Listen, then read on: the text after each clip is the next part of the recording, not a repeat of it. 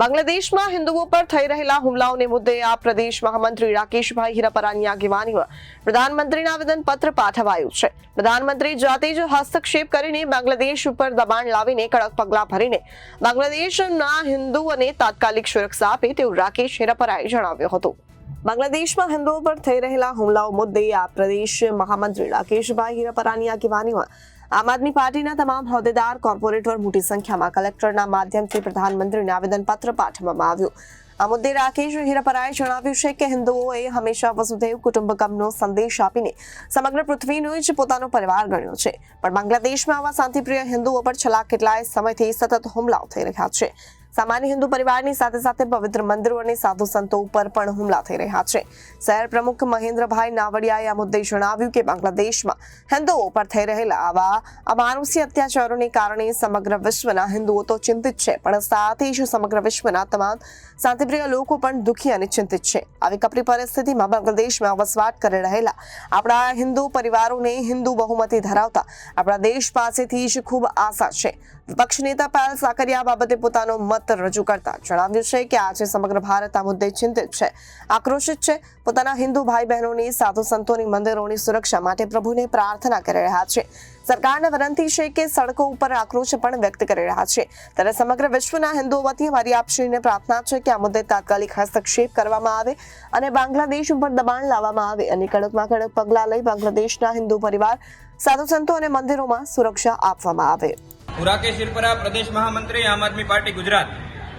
ભારતીય ઉપનિષદમાં અયમ નિજઃ પરો વેતી ગણના લઘુ ચેત સામ ઉદાર ચરિતાનામ તુ વસુધૈવ કુટુંબકમ। વસુધૈવ કુટુંબકમની વાત કરવામાં આવી છે। આ વસુધૈવ કુટુંબકમ એટલે કે પૃથ્વીને જ પોતાનો પરિવાર માનતા એવા બાંગ્લાદેશના અલ્પસંખ્યક હિન્દુઓ ઉપર, સાધુ સંતો ઉપર છેલ્લા ઘણા સમયથી અમાનુષી અત્યાચારો થઈ રહ્યા છે, હુમલાઓ થઈ રહ્યા છે। સમગ્ર વિશ્વના હિન્દુઓ, સમગ્ર વિશ્વના નાગરિકો અને માનવ અધિકારની ચિંતા કરતા લાગણીશીલ ચિંતકો આ ઘટનાથી દુઃખી છે, વ્યગ્ર છે। ભારતના સમગ્ર દેશના લોકો આ ઘટનાથી ચિંતિત છે અને આક્રોશિત છે। આમ આદમી પાર્ટી ગુજરાત આજે સમગ્ર ગુજરાતમાં આ મુદ્દે આવેદનપત્ર પાઠવી રહી છે અને સરકારને વિનંતી કરી રહી છે કે ભારત સરકાર આ મુદ્દે હસ્તક્ષેપ કરે। 140 કરોડનું પ્રતિનિધિત્વ કરતી ભારત સરકાર કોઈ પણ પ્રકારનું આંતરરાષ્ટ્રીય દબાણ લાવવા માટે સક્ષમ હોય છે, કાર્યક્ષમ હોય છે, તો એ આ દબાણ લાવી શકે છે। માટે આ મુદ્દે હસ્તક્ષેપ કરે અને બાંગ્લાદેશના હિન્દુઓને, બાંગ્લાદેશના અલ્પસંખ્યકોને, સાધુ સંતોને સુરક્ષા આપે, રક્ષણ આપે।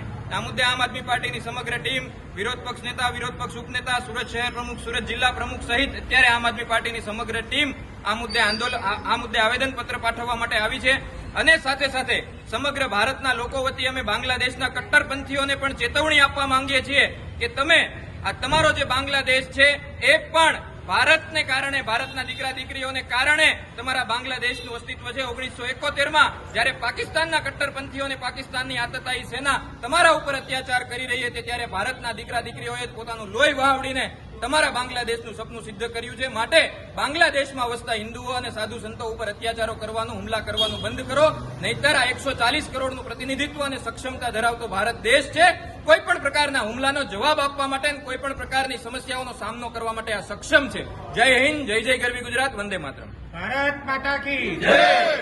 Bureau report, Janadesh news, Surat.